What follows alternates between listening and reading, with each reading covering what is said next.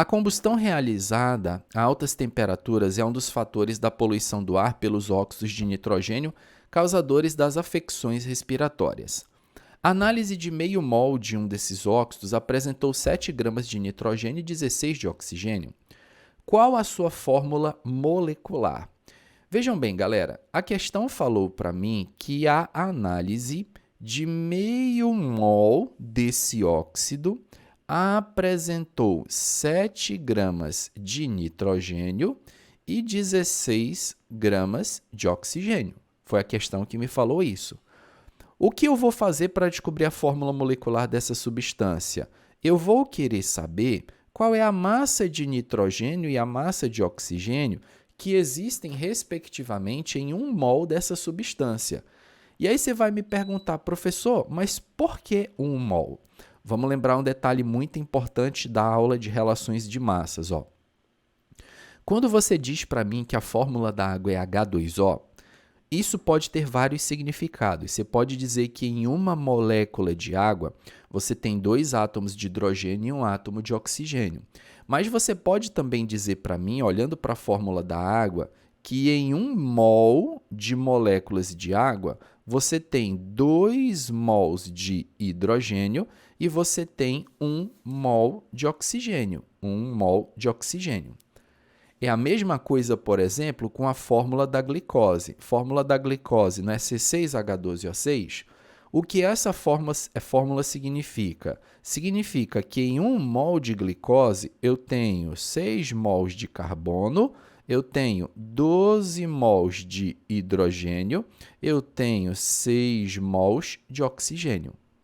Logo, a gente entende que esses números aqui, galerinha, que são os índices de atomicidade, eles significam o número de mols de cada elemento que existe na fórmula dessa substância, só que é o número de mols de cada elemento para 1 mol da substância. Então, esse 6 significa 6 mols de carbono para 1 mol da substância. Esse 12 significa 12 mols de hidrogênio para 1 mol da substância. Esse 6 significa 6 mols de oxigênio para 1 mol da substância. Resumindo a ópera. Quer descobrir qual é a fórmula molecular de uma substância?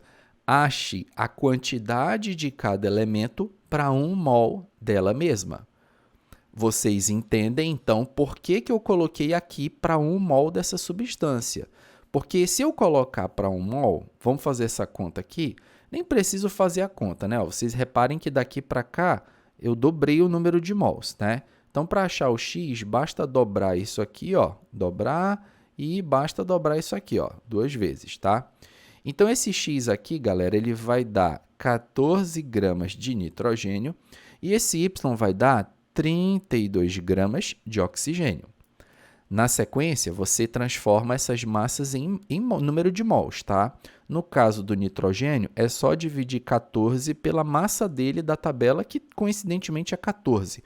Isso significa, então, que nós temos 1 mol de nitrogênio.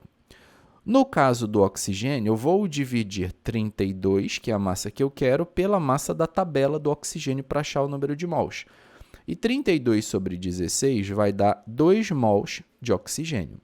Ou seja, em 1 mol desse óxido, nós temos 1 mol de nitrogênio e 2 mols de oxigênio. Logo, a fórmula do composto é NO2. NO2 teremos como resposta gabarito aí na letra D.